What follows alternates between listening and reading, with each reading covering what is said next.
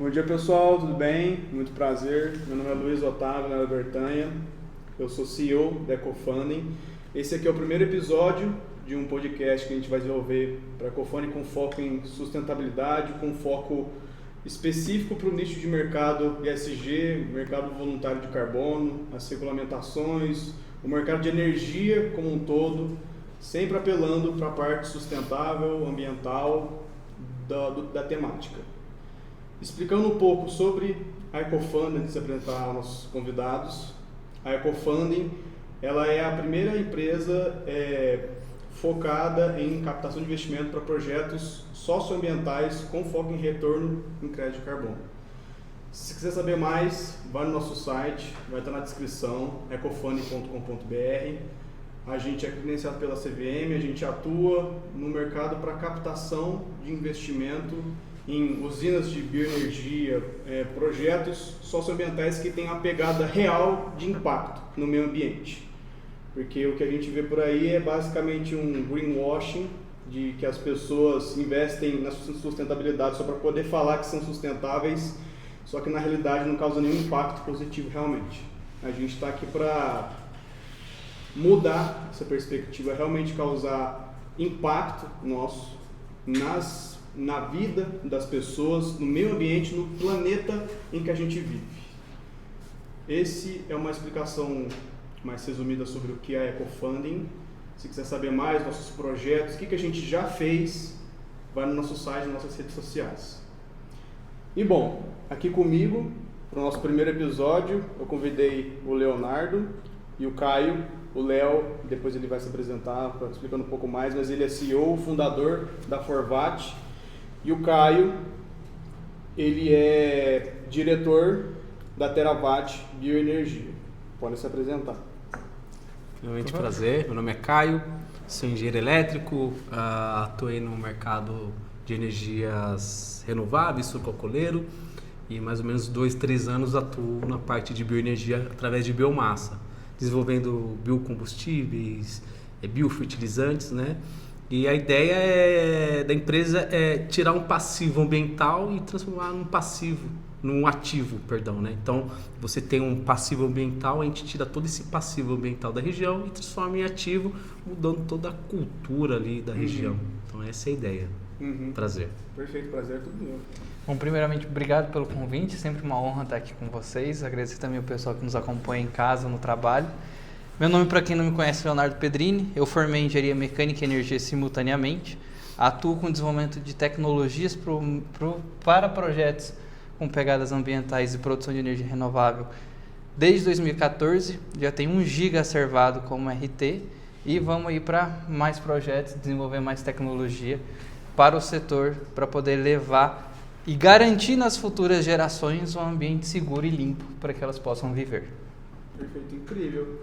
Uma coisa que eu queria perguntar para vocês dois, que eu queria conhecer mesmo, como que a sustentabilidade apareceu na vida de vocês? Como que foi levado a esse meio ambiente? Por quê? Não, sei lá, mercado financeiro ou só engenharia? Por que especificamente meio ambiente? Bom, comigo começou, eu fui trabalhar numa indústria sucalculeira. Confesso que eu não conhecia muito a parte industrial, só tinha trabalhado com fármacos, projetos de IT médico e fui trabalhar nessa empresa para aprender um pouco do setor.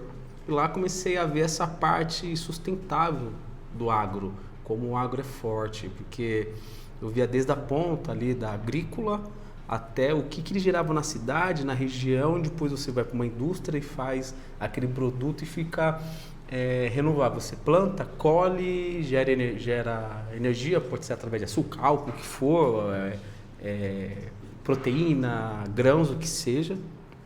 Você produz aquilo e gera emprego. Você tem toda uma engenharia atrás disso. E também estudando, vendo a parte como se reaproveitar. Então, eu comecei a ver alguns projetos, eu ouvi falar de alguns projetos, né, nessa área e fui me encantando. Falei, poxa, cara, se você já plantando, você tem uma energia limpa, teoricamente, né, você tem uma emissão de carbono, mas você pode zerar e deixar negativo. Eu falei, é isso. Porque não interessa só você produzir e poluir. Ah, legal, mas está poluindo. E aí, o que você faz com isso? E pode se gerar energia. E também eu tirei um pouco da minha vivência, né? Porque eu acho que a maior matéria do ser humano, você nasce sem nada, né? Então, eu era teoricamente como se fosse um resíduo de uma cultura, né? De um traço familiar. E através do estudo, através de algo sublime, eu vi o que era para ser nada, transformou em algo bom, né? Então, isso tudo está envolvido, não somente em projeto, na minha vida mesmo. Então, assim, muitas pessoas, acho que muita gente daqui era mais um aí no meio da multidão, talvez um fim, um não bom, um ruim ou bom, né, um fim qualquer. Você vê que através, não vou falar lixo, né, Waste to Energy, você pegar algo que a sociedade descarta, você vê que tem valor. Então, através da minha vida, eu vi que através de biomassa você consegue fazer isso. Então, você dá valor a coisas que não há, que quando você vê, tem muito valor, que é o que vai ser o futuro, né? O futuro vai ser esse. A gente vai ter que despoluir para ontem. Eu creio que a gente tem, muita gordura para queimar ainda no planeta, acredito nisso, tá? Porque assim, a gente tem os dados por aí que informam, mas você não está ali acompanhando, você não tem um laboratório seu você tem que confiar nos dados dos pesquisadores, você não tem nada concreto. Então, tudo bem, a gente acredita nisso, né? Óbvio, a gente não contesta ninguém, mas a gente não está vendo. E quando você começa a trabalhar e ver que você pode tirar um passivo ambiental, algo que gera um problema ambiental, tratar, gerar valor, e ainda você ter subprodutos, você circular 100% disso, me chamou aos olhos e comecei a estudar. Foi aí que eu vim trabalhar no grupo Nilsan Group, né?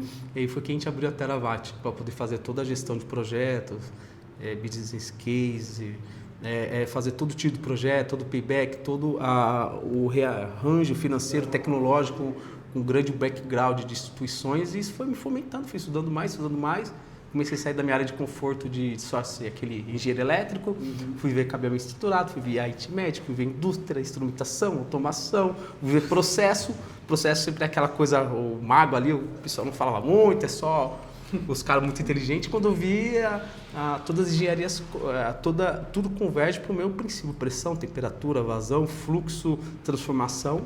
Então, assim, do que eu aprendi, eu consigo abrir um pouco o leque, entender um pouquinho ali. Aí foi aqui que eu vi que a bioenergia é muito bom, porque você consegue navegar em todas as disciplinas. Lógico, sou expert na minha área, mas você consegue, através da indústria, até da bioenergia, conhecer outras nuances da engenharia que você teria que estudar outras faculdades. Então, tudo isso convergiu para ir para a bioenergia. Caraca, incrível. E a sua, Léo? Bom, eu vou puxar mais um assunto que vai ligar nisso que você falou. Vamos lá. A minha começou em 2013. Eu visitei aterro, vi pessoas ali em situações extremamente vulneráveis, e foi onde eu decidi entrar na engenharia para mudar essa realidade. Porque nós temos hoje uma realidade muito difícil, que é para você mudar isso, você tem que investir rios de dinheiro importando tecnologia. Então, o que me motivou a entrar na engenharia em 2013 para 2014 foi: vamos criar tecnologia nacional para trazer isso de forma mais acessível, para viabilizar qualquer tipo de projeto, em qualquer escala, com tecnologia brasileira, que a gente consegue. O Brasil consegue materializar ideias, sonhos em ativos ambientais. Isso é possível. E entrando nisso que você falou, já sobre o panorama, o que você tinha, antes de criar a Forvat, o que você via no Brasil, ou vê hoje ainda, em questão de tecnologia para geração de bioenergia? A gente é muito obsoleto, a gente sempre exporta de lá de fora, ou a gente tem um mercado muito bom aqui dentro? Qual que é a sua visão sobre o nível do Brasil nisso? Eu vejo muito síndrome do vira-lata. E, assim, eu já estive presente com várias culturas, vários estados do país, com vários perfis de clientes, e é muito enraizada a cultura do síndrome do vira-lata, do que só é bom se for de fora. Então é muito difícil criar uma imagem mostrando para os clientes, com resultados, de que o Brasil consegue sim ter tecnologia nacional feita aqui dentro. E do outro lado existe muito medo, principalmente de estudantes, de pegar desafios grandes. A Forvat foi isso lá atrás. A gente começou um grupo com 11 alunos, que era para ser 11 sócios hoje. Ficou só eu e mais um. Da primeira leva. Todo mundo desistiu porque é muito difícil, isso vai demorar muito tempo, né? Jovens querem resultado do dia para a noite, não querem investir 10 anos. Quanto tempo levou? Eu levei 10 anos para começar a ver resultado. Para começar a ver projetos sendo construídos, para começar a ver aquilo se materializando. Foram 10 anos de trabalho. Não é qualquer um que espera esse tempo, não. Não é mesmo. Parece que foi rápido, né? Tem gente que fala que, nossa, quanta sorte, né? Nunca é sorte. Depois que acontece, que as pessoas falam que foi sorte. Exatamente. Conta a história de quando você começou a trabalhar de verdade. Por que foi só 10 anos? Conta a verdade. Quando a gente começou, a primeira proposta que a gente... Não, antes, conta como você começou. Tão novo, tá tão grande assim. Ah, verdade. Conta né? a verdade. Que é o que a gente acredita, que eu quis falar. Quando eu falei da situação de... vamos falar lixo assim, né? De West Energy, conforme que eu falei com o Léo. Eu vim de uma família totalmente estruturada. Totalmente. Então, eu tive que começar do zero e talvez ter uma rampa de conhecimento, até de maturidade, muito tardia. Né? E ele, pelo contrário, você conta, porque você vê como que você tem junção de pessoas unidas geram muito mais, né? Isso é da energia. Você junta um grupo de pessoas que estão engajadas com aquilo, faz acontecer. Aí ele vai contar a história dele. Desculpa até, mas é que eu achei top demais, pô. A gente estava conversando hoje que Deus coloca as pessoas certas no nosso caminho. Então, eu particularmente comecei a trabalhar com 9 anos. De porta em porta, meu pai me colocou para vender sonhos na empresa onde ele trabalhava, então isso gerou uma facilidade para eu poder lidar com pessoas. Sonho do doce mesmo. Sonho doce. O doce. O doce. Não. Sonho doce. O doce. Eu com 9, 10 anos, meu pai me levava para a empresa dele com um sonho na mão que minha mãe fazia para eu tentar vender para as pessoas que trabalhavam lá, para eu aprender a ganhar dinheiro, para eu aprender a administrar. Eu começava a ganhar dinheirinho, queria comprar brinquedo, ele me levava na loja de brinquedo para eu gastar o dinheiro que eu ganhei vendendo o sonho. Nossa. Me ensinou o que é pagar imposto também, que é o que ele retira. Ou seja, ele já teve desde criança estudo financeiro, né? Uma escola da vida financeira, né? Uhum. De aprender como que se capta o recurso e como você distribui o recurso.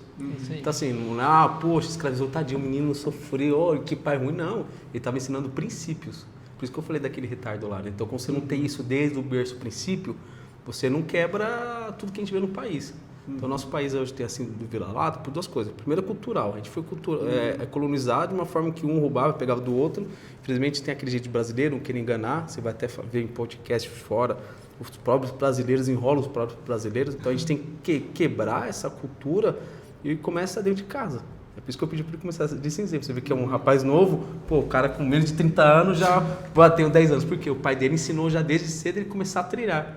Então, quando ele foi para fora, né, fazer sozinho, não foi o medo. Ele já, tem meu pai ali de background que me ensinou a vender sonho. Aí, para vender biogás. Pouca diferença. Pouca diferença, mas é vencer o medo. Você tem que...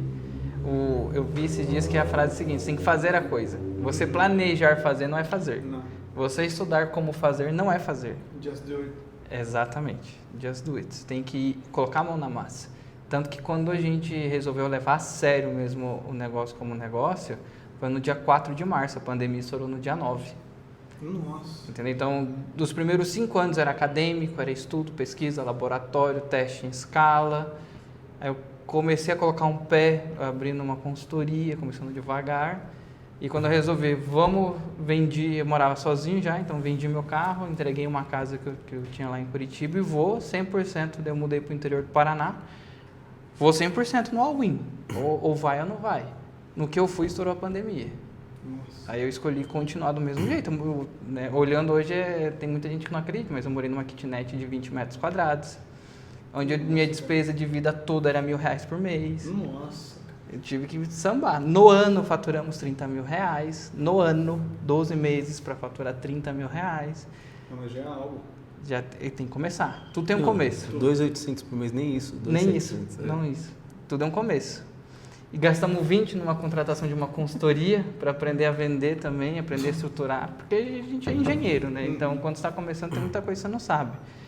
Mas as pessoas têm que perder o medo, têm que dar o primeiro passo. Você tem que começar. Primeiro você começa, depois você melhora.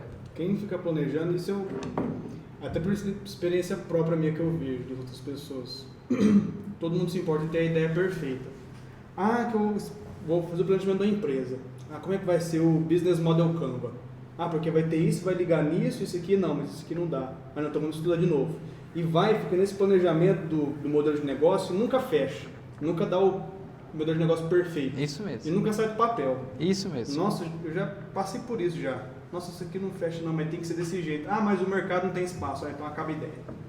Só tem que fazer, cara. Faz, porque é só na marra que você aprende. Entende? Tipo assim, não teve ninguém pra ensinar a gente como é que gerencia uma empresa. Você falou que um ponto que eu achei interessante, que não aconteceu comigo, mas eu queria que tivesse acontecido, foi do seu pai. Desde que ele te levou a vender com 9 anos. Eu a vida inteira morei na roça. Sempre morei na roça, sempre trabalhei na roça, então, tipo assim, plantação de café, plantação de porco, vaca, entende? Galinha, aí dirige trator, entende? Então, sempre foi esse tipo de experiência que o meu pai sempre me levou para trabalhar muito cedo, só que isso me ajudou muito a entender o que era trabalho, o que era esforço, entende? Você tem comida na sua mesa não é à toa, é por conta que eu faço, desde que eu trabalho. Então isso cria um senso na gente, quando a gente já é criança e lida com essas coisas, de responsabilidade e conhecimento. Mas para mim eu acho que faltou um pouco o que você falou de, por exemplo, conhecimento em vendas, finanças, entende? Gerenciamento de tempo, gerenciamento de dinheiro. Acho que isso falta em 90% da população. Muito sinceramente, porque ninguém tem a cabeça de, por exemplo, meu filho, vou ensinar a vender porta a porta. Você aprende por necessidade, entende? Vai ter que ajudar em casa, entende? Isso que acontece, as pessoas aprendem, muito cedo. Não é igual, por exemplo, com 20 anos, vou ser vendedor. E tem que, aprende na marra ali, entende? Tem que lidar com frustração. Você aprendeu a lidar com frustração com 9 anos, entendeu? Hoje com a sua idade você é a máquina, isso não é nada, entende? Você está 20 anos de experiência de alguém que começou a vender, por exemplo, na sua idade. Você tem um tempo gigantesco de vantagem, de conhecimento. Isso é incrível, para mim falta muito no Brasil isso, essa cabeça de... isso eu expando até para o meio ambiente, sabe? Para conhecimento sobre reciclagem, sobre impacto, sobre jogar um lixo numa rodovia, jogar um lixo na rua, vai impactar na sua vida. As pessoas não têm essa cabeça hoje em dia. Vou jogar um lixo ali e tá tudo certo. Só um chiclete só. Mas é só uma latinha. Mas é só um pedaço de papel. Só que assim, de pouquinho em pouquinho, a galera enche o bucho, entende? E aí bueiro entope, porque se uma pessoa pensar assim, ok. Agora se 100 pensam assim, já muda. 1.000, 1 milhão, 100 mil, 200 milhões, agora no Brasil, entende? Agora na visão de vocês, como que a gente mudaria essa mentalidade? Porque para mim eu acho muito difícil, sabe? Eu não sei se educação resolve isso, sinceramente, porque eu aprendi na escola, sei lá, eu vi isso no 6º ano e depois nunca mais, sobre reciclagem ou conscientização ambiental. Faculdade também não se fala isso, no máximo se for uma faculdade muito específica. Na sociedade em si a gente vê panfleto, alguma coisinha ali ou outra, mas nunca é incisivo e nunca faz as pessoas realmente mudarem. Só se a pessoa, tiver muita força de vontade mesmo. Como que a gente mudaria isso? Como vocês pensam sobre? É um problema cultural, na verdade, né? O problema é que a gente tem muita abundância nas coisas, né? Tirando o pessoal um pouco mais simples, mas o Brasil é um país muito abundante em alimento. Normalmente, eu acho que não sei os dados, mas muitas pessoas não têm acesso. Então, as que têm gera muito lixo, né? Você vê nas feiras, né? Não tem aquela metanoia, na verdade, tem que fazer uma metanoia referente a como reaproveitar isso. Né? Então vamos supor, um cara que vai investir, alguém que vai começar a investir, o cara nem pensa nisso e nem vê isso. Quando vai ver o retorno e qual que é o trabalho disso, o cara fica um pouco preocupado, não, quer investir, tem risco, mas não tanto.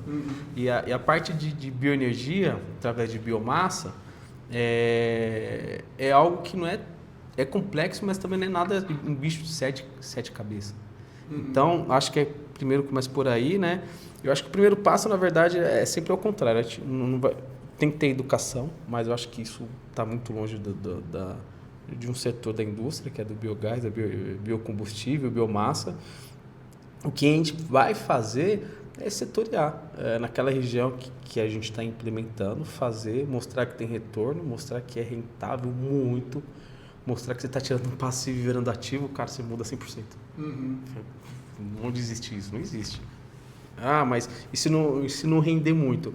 E aí que a gente tem que começar a ter uma visão do governo na parte, tudo bem, tem países que não conseguem isso, então a gente vai contrabalancear, tudo bem, vocês não conseguem fazer isso, a gente faz a nossa parte aqui, gera e a gente tenta balancear essas emissões em local. Aquela região local vai aprender, aí vai sendo divulgada, a divulgação vai falando para o outro, aí a gente faz em outra cidade, outro estado. Quando passar, talvez 10 anos, não vai ser um negócio novo, vai ser um negócio que em cada região alguém já ouviu falar. E esse é o intuito da Terabyte. O do meu sonho como diretor, até falei para o nosso CEO, que a Terabyte tem que ser um lugar que a pessoa queira vir trabalhar, que a pessoa vai querer sair de qualquer multinacional falando, cara, eu quero trabalhar nessa empresa, sensacional essa empresa. Uma pelo clima de trabalho. Primeiro, assim, ninguém é melhor do que ninguém vai ser taxado ou super adorado de qualquer outra pessoa, não vai ser com meritocracia. Simples assim, a pessoa produziu, ok, a pessoa precisa de ajuda, vai ter, é normal, como se você estivesse tratando alguém da sua família, né? Como tem gente da sua família que você também, cara, se a pessoa não quer nada com nada, você também não vai ficar toda hora gastando energia e outra pessoa ali é a mesma coisa. Então, essa é a visão da empresa. E eu vou dar um exemplo. Eu fui lá, o pessoal aqui no interior, né? Pai, tinha um menino lá de 14 anos, um pai trabalhando, menino nas férias, ele podia estar no celular que nem hoje os cativos, né, da tela azul. Menininho lá trabalhando com o pai, falando todo ali forte, assim, querendo fazer um trabalhinho, querendo ajudar, sabe, gostando, querendo pegar o dinheiro para comprar uma coisinha. Trabalho escravo, não, ele tá do lado do pai dele, tá ajudando o pai dele, para aquele momento do pai e filho. Cara, um moleque desse, se você estuda, instrui, vamos supor, ele vai ver uma planta lá, vai estar próximo lá. A gente paga, depois, sei lá, qualquer idade que ele eu acho que tinha que ver isso, essa parte de estudo. Vamos supor, o cara é um menininho regional da roça, que você falou. Pô, tem um pai que nem seu pai que trabalhou, mas tem uma empresa que dá essa parte de business, de negócio. Pô, esse cara, quando tiver 30 anos, é capaz de o cara ser um Elon Musk da vida. Você entende a ideia? Então, assim, é pequeno, não adianta qualquer ideia, não adianta você querer abraçar o mundo. Vamos fazer do pequeno regional. Vamos fazer aqui em Franca. Vamos fazer no Piauí, sei lá, vamos fazer em Manaus, vai fazendo. Aí esse menininho que estudou, qual que é a sementinha? É o que mamãe e vovó falavam. É o que você não quer que façam para você, você não faz, mas o que você quer que façam, faça. Então, a gente vai fazer isso, o dia que você puder ajudar alguém, você ajuda. Então, essa pessoa vai ajudar uma, vai ajudar outra, então você vai desencadeando algo. É assim que vai ser. E se um dia o poder público quiser realmente atuar, aí tem que mexer na educação, aí não sei até quanto é vantajoso criar uma população que pense por si só. Mas também o ganho é violento, então é isso. Você acha que é mais fácil mudar no começo ou fazer reparação de danos no final? Por exemplo, do digestor. Você pega um aterro sanitário, tem um lixão e transforma aquilo em energia limpa, renovável, e que você está limpando o sujeira que todo mundo fez. Ou você muda no começo e evita aquilo. O que você acha mais fácil? Cara, não dá para fazer do começo. Tem que pegar do final, pegar tudo, limpar tudo e começar a criar cultura. Devagarinho. Talvez daqui 50 anos você vai ter o retorno disso. Isso mesmo. Talvez a próxima geração ou a outra geração. Essa geração não tem mais como. Acabou. É os filhos dos filhos. Ou os filhos. Acabou, não tem como. Tem que pensar geracionalmente. As grandes potências são o que é e as grandes famílias são o que é, porque não pensa agora, pensa geracional. Aí você tem que pensar. Até o Dark Side pensa geracional. O cara não quer agora. Ele está pensando daqui seu filho ou seu neto. A gente tem que pensar igual. Exatamente. Uma cultura para ela ser implantada no nível Brasil, que é um país continental, é um processo, é um pensamento de uma narrativa geracional. É que nem Elon Musk querendo ir para Marte. Você tem duas opções. Ou criar uma velocidade forte o suficiente, que é difícil, ou fazer criogenia, você dorme lá, a pessoa fica dormindo anos, ou você faz geração, o seu neto que vai morar em Marte. Então até o Elon Musk já está pensando nisso. Então você tem essas opções, né? Então o mais fácil é geracional. A gente não vai colocar todo mundo no gelo, esperar todo mundo aprender. Não tem, então tem que ser geracional. Não tem. O paradigma da mudança de cultura não é rápido. Não é rápido. Você consegue fazer rápido, localmente. Você consegue, num período de 5 a 10 anos, mudar uma cultura, mudar E não estou nem falando de mudanças drásticas, né? Em implantar certos conhecimentos num período ali de 5 a 10 anos, num ambiente de controle, onde você tem controle da vizinhança, tem controle da informação, você consegue fazer isso. Uma coisa que eu não sei se encaixa nisso, mas é uma coisa louca que eu vi acontecendo, sobre energia solar. Cara, sei lá, 7 anos para cá, desde 2015, 18 mais ou menos, que começou o boom da energia solar. Você vê hoje em dia, todo mundo tem uma placa solar, todo mundo sabe falar o que é. Ah, na minha casa tem sim, acontece isso e isso, sabe?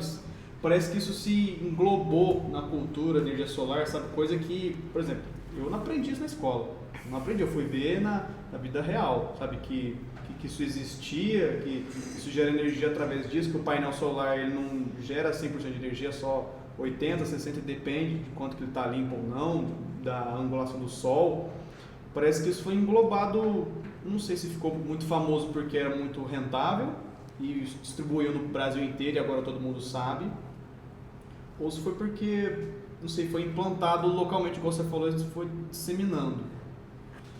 É uma dúvida que eu tenho. Sobre bioenergia, é uma coisa que ainda não é comum, a energia solar. O que eu vejo são ondas de inovação. Primeiro veio energia solar, agora está vindo bioenergia. E eu vejo muito futuro nisso, muito mesmo, sabe? O futuro da energia no Brasil deixou de ser energia solar e está sendo bioenergia. Como que você vê essa não é transição energética, mas é essa divisão, essa mudança de matriz energética? Bom, vamos separar em 2 principais pontos esse comentário. O primeiro é cultural, o segundo é técnico. A Solar entrou muito no mercado brasileiro pela barreira de entrada ser baixa. É um produto que, engenhariamente falando, conseguiu se desenhar uma concepção executiva para montar aquele negócio que não requer muito. Né? É quase, até temos um especialista na mesa, é quase um Lego de eletricidade. Você pega uma demanda, você tem assim, algumas características técnicas, mas você conseguiu facilitar a adesão para qualquer tamanho. E é um produto hoje que, por exemplo, você tem demanda de 1 kW, 2 placas, você colocou um microinversor, pronto, coloca um relógio bidirecional, parabéns, você tem uma usininha solar em casa. E aí isso virou escala, né? Tanto que no agro a gente brinca de plantar placas, né? Quantos hectares a gente vai plantar aqui de placa para gerar uma renda. Então, culturalmente, você teve uma facilidade da curva de adoção de early stage entrar nesse produto, por ele ser fácil, modular, pequeno, funciona, que é o exemplo que eu dei de 1 ou 2 placas, módulos fotovoltaicos, né? E você tem usinas de 500, 400 megawatts no mesmo conceito, mas em engenharia de aplicação completamente um pouco mais rigorosa, né?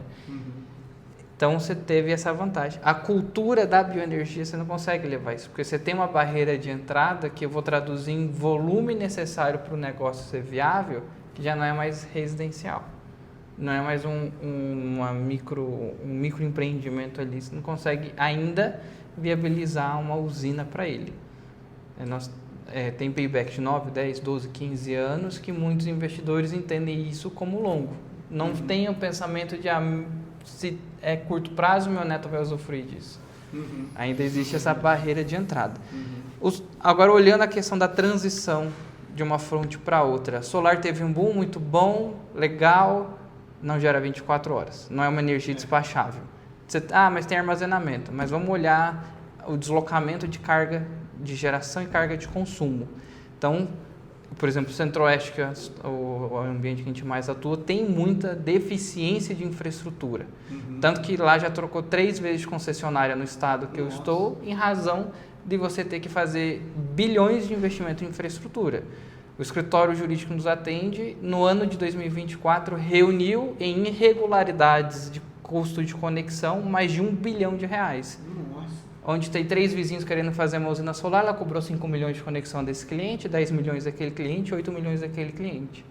Então, você tem ainda uma deficiência da qualidade de conexão para que a parte de transformação e transmissão dessa energia que o Brasil ainda precisa melhorar e muito nesse ponto. E a bioenergia tem uma vantagem competitiva, independente se a gente entra em questões regulatórias como a 14300, demanda contratada, custo de conexão, fio B, entre outros. Quando o GD3 você tem o fio A também, que ela produz mais energia. Uma usina de 75 kW produz na média 12 mil kWh mês. Uma usina de 75 solar vai produzir 50, 60 mil kWh mês.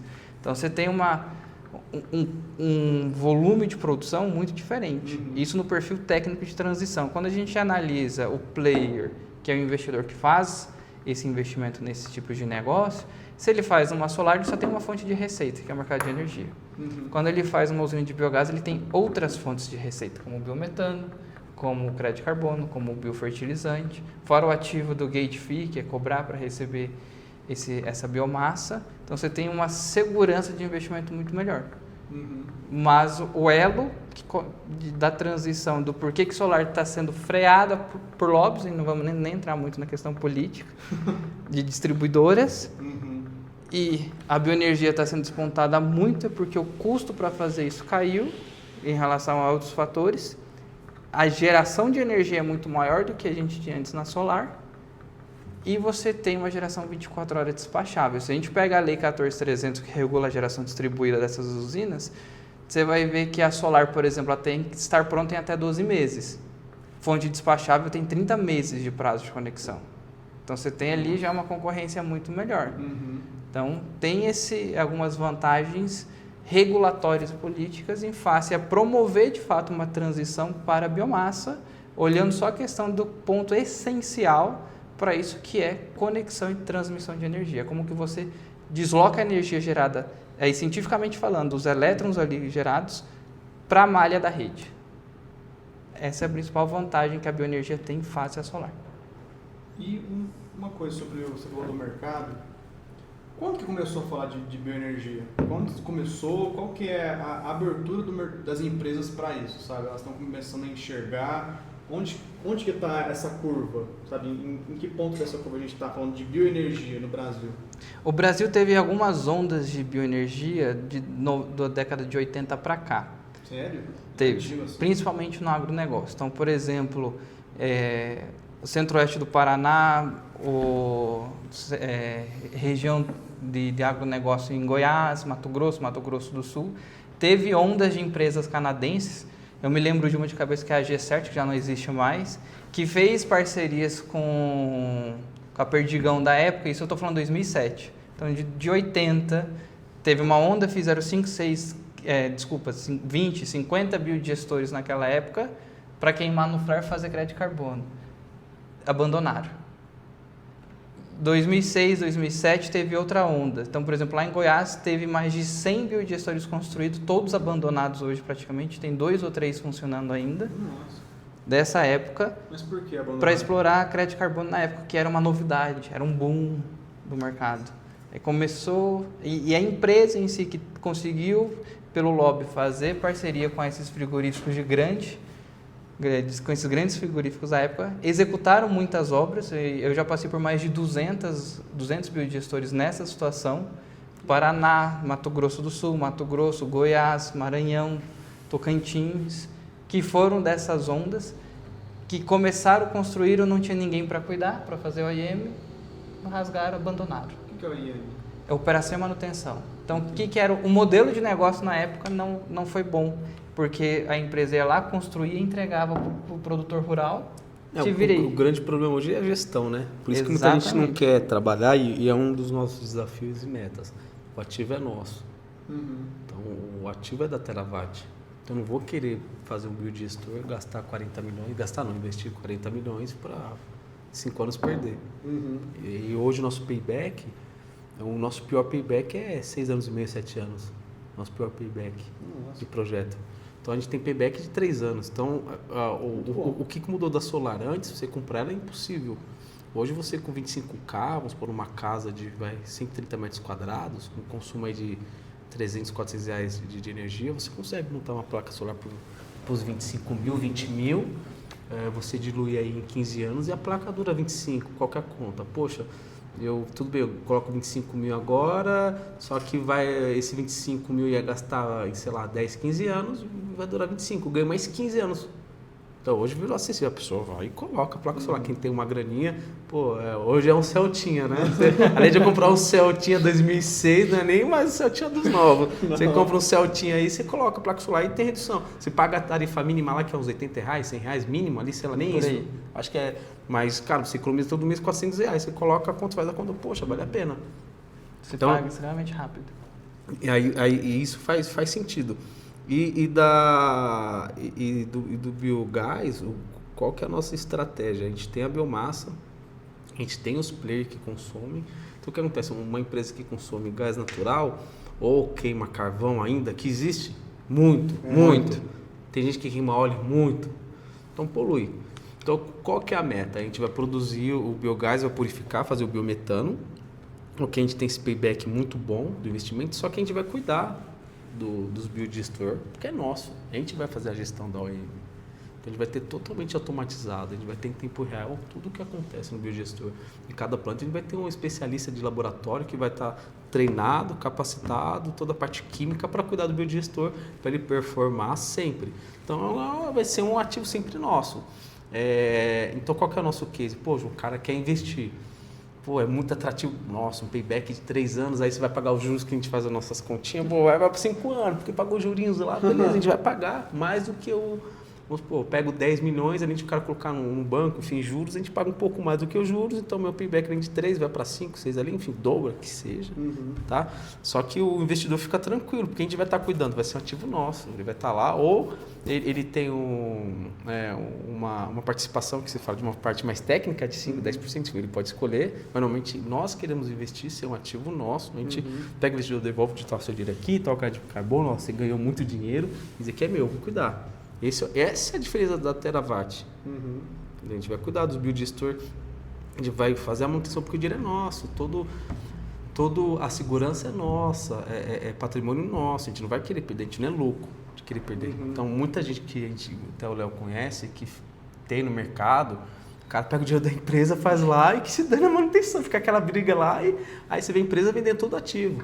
Exatamente. Por má gestão. Não porque eles são ruins, não é isso não. São empresas boas. Só que às vezes a pessoa está muito mais interessada no business do que cuidar do ativo. A gente quer cuidar do ativo e obviamente quanto mais você cuida do ativo, mais você tem de volta.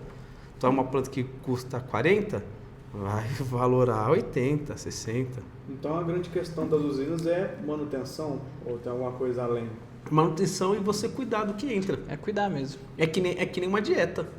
O que você está comendo? Você vai morrer, você ficar comendo só picanha com a gordurinha, você vai morrer, cara.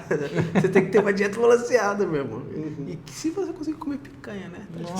Bom, é isso, você tem que balancear e não é tão fácil. Então, por isso que uma das estratégias é você conhecer muito bem a biomassa, muito bem a origem da biomassa, muito bem a sazonalidade. Totalmente.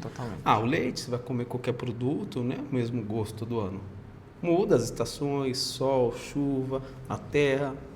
Aí você vai comer uma picanha uruguaia, argentina, doce de leite argentino, porque é diferente. O solo, a temperatura, o clima, muda tudo. Mas como que altera, falando no aspecto técnico, por exemplo, vou pegar lixo X e lixo Y. Resíduo X e resíduo Y. O que muda na prática na hora da geração da energia? Porque assim, o nosso resíduo sempre são de matérias vivas, então ou vegetal ou animal. Por quê? Porque o que gera o biogás é o tanto que as bactérias conseguem consumir e gerar o gás. Então elas conseguem consumir na priori, tá? O Léo me corrige, matéria vegetal, matéria orgânica. Matéria orgânica ou do reino animal ou do reino vegetal. O reino animal ainda não conheço nada que consiga mineral ser transformado em orgânico. Desconheço. Então você tem esse animal e vegetal. O animal se alimenta da terra. A gente também se alimenta da terra. A terra tem suas intempéries. Então muda como que se alimenta e muda como que o corpo dele vai ser. O vegetal 100%. É da terra, como você cultiva, choveu, não choveu. Nosso país choveu lá no sul, acabou, quase arregaçou a safra de arroz. Então, esse é o ponto. Então, Então você tem que conhecer a sazonalidade da região e da cultura e saber o tom que pode alterar. E disso você tá toda hora atendendo. Poxa, dessa vez a minha matéria orgânica está mais ácida, está mais neutra, ou está com menos proteína, ou está com mais carboidrato. Enfim, você vai ter que fazer essas análises e fazendo a dieta do seu biodigestor, sempre perfumando ele. Então vai ter mês que ele vai perfumar 100%, tem mês que ele vai perfumar 85%, entendeu? Então você vai controlando. É isso que falta no mercado, ter esse know-how e cuidar. E quem conhece faz como se fosse o Mr. M, né? O negócio de Exato. fosse um, meu Deus, é um segredo da NASA, Elon Musk. É difícil, mas, cara, eu acho que uma coisa, Einstein falou, né? Conhecimento não compartilhado é conhecimento inútil. As pessoas entendem isso. Exato. Na hora que entenderem isso, aí você vai ver mais biodigestor, tudo. Cara, o Brasil, a gente em 1900 tinha até fui pesquisar, uma população de 1,6 bilhões. A gente está com 8 bilhões e cacetado em 100 anos, a gente quadruplicou. Então, a gente tem muita coisa sendo gerada e muito resíduo sendo gerado. Isso então, mesmo. essa é uma tendência que precisa. Se em 100 anos mudou, talvez daqui a 100 anos vamos para quanto? Se subir exponencialmente, está subindo, vamos por Deus, vezes 4, 8, Nossa rapaz, senhora. não vai ter lugar Vai no ter gente, mundo hein? e vai ter muito lixo. Aí sim é apocalipse. Então, por isso que a gente tem que começar de agora. Esses 10 anos são cruciais, né, para todo mundo, né? E fazer o certo, só que tem que ser um negócio mais transparente, né? Não querer ganhar em cima de todo mundo, querer fazer um projeto, Mais entender? colaborativo. E é socioambiental, não tem como, você está tirando passivo ambiental, esse é fato. E também a gente precisa mais também que as instituições entendam isso e ajudem também. Não seja tão burocrático, tudo. Eu não sei o que é isso, mas poxa, já tem isso na Europa, né? Ajudar, porque por enquanto a gente está remando sozinho e tem 2 remando e 10 remando contra. Processo de licenciamento que diga isso, né? Nossa. Não vou nem comentar, Não vamos nem para não comentar, ser processado. né? Né? Não vamos comentar. Para não ser processado e não perder minhas... Uma coisa que eu, só cortando, fazendo um parênteses muito importante que você falou, que é sobre o 10 remando contra e 2 para frente, isso me fez lembrar, no começo do ano passado, que teve aquela notícia de projeto de Red Plus, de grilagem de terra, de falsificação de documento, gerou um rombo de não sei quantos milhões, acho que chegou a bilhão o rombo que teve.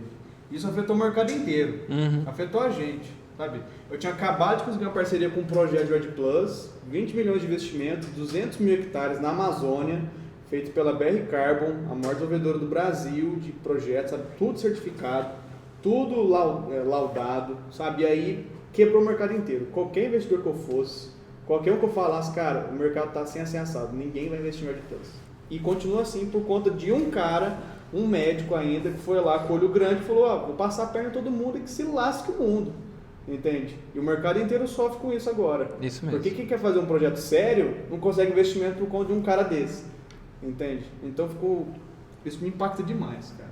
Mas é que nem eu conversei com o Léo, ele me contou uma história, né? E um cara falou, você só vai entrar aqui se tanto é meu. Eu falei, tá bom. E o cara depois de um tempo foi preso, um exemplo, né? Então assim, a gente encontra com pessoas assim, mas é a lei da semeadura. Que nem eu falo em casa, se a gente fazendo do jeito certo já é difícil, a gente apanha que nem cachorro caramelo às vezes, tadinho, não é nem pra bater em cachorro, então, quem fizer isso não pode, não pode, mas a gente apanha tanto fazendo certo, imagine quem faz errado. Então quem age desse jeito, uma hora vai ter o que tem, a gente corre pelo certo, então, uma hora a gente vai colher, lei da semeadura, quem não crê vai crer, mas é energia, você faz coisa boa, vai gerar coisa boa, você faz coisa ruim, né? Vai gerar coisa ruim. A gente crê em Deus, crê na soberania dele. Não crê, eu sou ateu, ok? A gente sabe que tem uma ação e reação. Toda uma ação sua gera uma geração, efeito borboleta. Tudo que você faz vai gerar uma reação. Uma hora você vai colher aquilo lá, de forma ou de outra. Entendeu? Então a gente faz do jeito certo, da forma correta. Essa é a nossa filosofia. E as coisas estão aparecendo e estão aparecendo muito. Então a gente vê que o caminho que a gente está trilhando é correto, né, Léo? Exatamente. Deus une as pessoas na hora certa. Né? Exatamente. Você ia falar? Eu esqueci. Então deixa. Mas voltando para a gente retomar o gancho, pense no biodigestor como não é uma máquina. Muita gente pensa que é uma usina, é uma máquina. Não é. É um organismo vivo. Igual a gente aqui. Se a gente não cuidar do nosso ambiente, do nosso corpo, você vai ter consequências. O mesmo acontece no biodigestor. Você tem que cuidar da biomassa que está entrando, do pH que tem lá dentro, a pressão, a temperatura. A gente até comemorou hoje, né, que da biomassa que a gente estava olhando já está na temperatura boa, já está com o pH bom. Lá em cima, meu Deus. Deus do céu, é um sonho. Então, isso influencia no volume que você vai ter de gás, na fator... Eficiência energética, né? Exatamente. E mais uma coisa que eu queria falar com vocês, antes da gente... Pra mim eu ficava 10 horas aqui. Sério, eu tenho tanta Só faltou pergunta, você um não tem noção. café aqui. Ficava até às 8. Uma coisa que eu queria pedir para vocês dois sobre o mercado agora de energia renovável e bioenergia. Desafios e oportunidades que vocês veem no mercado nacional e também com Plus internacional. O que vocês veem do movimento do mundo, além do Brasil também? Bom, nós tivemos experiências recentes de atender consultorias fora do país. Então, a América Latina, a América do Sul, como um todo, ela é a bola da vez. A Europa ainda tem algumas oportunidades, a América do Norte ainda tem algumas oportunidades, mas a América do Sul, em relação a oportunidades, são muitas. Então, por exemplo, a gente atendeu ali perto de Buenos Aires alguns produtores que não produzem nada alguns meses no ano porque está na neve. Eu falei, mas se eu tenho confinamento, eu não tenho biodigestor, tenho gás, tenho sistema de aquecimento, posso produzir no inverno. Então, deixa uma ideia aí.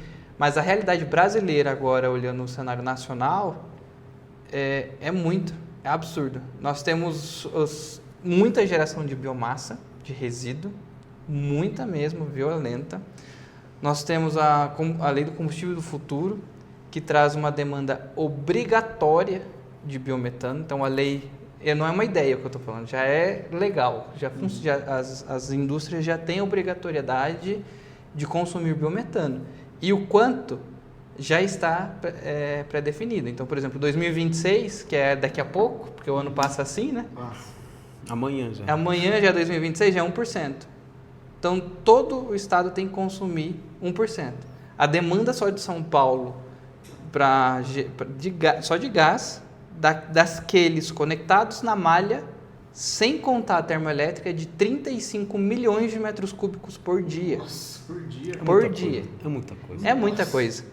Ano que vem, 1% tem que ser biometano, já.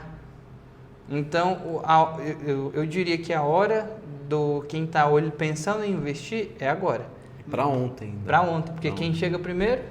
Pega água limpa. Pega água limpa. E outra coisa que eu vejo, hoje tem muita indústria, a gente até foi visitar, usar a lenha, cara.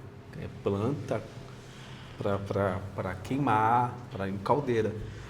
Então, uma coisa que a gente já está fazendo com os parceiros, sendo muito transparente, é falar, gente, a gente ajuda, vamos transformar essa caldeira, pelo amor de Deus, em biometano. A gente pega sua biomassa, transforma sua biomassa, gera biometano e você consome, troca essa fonte, porque vai chegar uma hora que vai ser obrigado.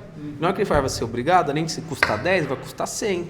Então a gente é transparente até nisso, a gente não quer esperar, não, deixa dar 100 que eu vou ganhar 100, não. Vamos fazer com 10, eu quero te ajudar. Essa é a nossa transparência. Então não é que esses produtores ainda agrícolas, ou enfim, às vezes é cultural familiar, né? Aquele pensamento um pouco mais antigo, normal, não tem problema não.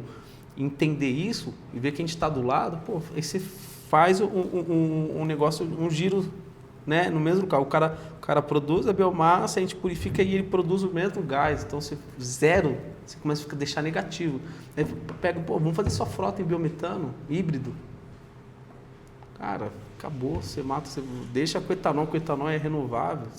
Etanol é renovável, você não precisa de outras fontes. O etanol já é o ouro branco, transparente aqui do mundo. O etanol é maravilhoso e gera muito emprego, gera muita receita, é muito bom. E você faz ainda com metanol, um biodiesel, um biometano num veículo que você não polui. Cara, acabou. É só entender isso. Perfeito. Incrível. A gente está finalizando já. Palavras finais, o que vocês têm para dizer para o público, para nós, um para o outro. Eu tenho que fazer merchan, né? De todas as fontes de energia, escolha que se renova. independente de qual seja. Deixe de consumir lenha para consumir gás renovável. Deixe de consumir fonte fóssil para usar nem que seja um fotovoltaico. Todo mundo é cultura, a gente precisa migrar para fontes renováveis. Disseminar cultura, pensamentos. Pensa que nós recebemos algo que temos que cuidar. Alguém criou tudo isso, alguém deixou para a gente cuidar. E uma hora todo mundo vai prestar contas. Eu, primeiro, não que eu prestar contas, eu quero falar, eu tentei fazer o máximo. Eu não fui 100% certo, mas o que eu pude fazer, eu fiz. Então, pensa nisso. Uma hora todo mundo vai ter que prestar conta de tudo. E a parte ambiental, uma hora vai ter que prestar contas. Tem gente que não está nem aí, né? Mas uma hora seu neto, seu filho, enfim, a sua sociedade, você vê até em Brumadinho algumas regiões, né? Que o impacto ambiental acabou com vidas, acabou com uma região. É lógico que a gente não está fazendo nada proporcional a essas grandezas, mas uma coisinha pequenininha que continua poluindo, uma hora destrói ali, acabou a região, acabou tudo. Então, uma hora a gente vai ter que prestar contas, que a gente preste uma conta saldo positivo. Isso mesmo. Então, essa é a mensagem. Perfeito. Penso mesmo. Só pensando positivo e melhorar o planeta cada vez mais, não destruir mais. É isso aí. Bom, gente, esse foi o primeiro episódio desse podcast. Vou trazer o Léo e o Caio de novo, mais pra frente. Tem muito mais coisa para conversar aqui, muita coisa legal. E que muitas pessoas não sabem, não têm esse conhecimento sobre esse mercado de bioenergia, sobre fontes renováveis, quais são os tipos de oportunidades. Tem muita gente que podia estar nadando de braçada, empresa que podia estar nadando de braçada e não faz isso por desconhecimento, por medo, por ignorância, ou talvez até por um ponto de vista de lobby. Mas é isso. Se vocês querem conversar com o Léo ou com o Caio, vão no site deles, da Forvat, da Teravat. Pesquisa sobre o site da Ecofunding. A gente vai trazer mais episódios mais pra frente. E é isso. Obrigado a todo mundo. Até mais.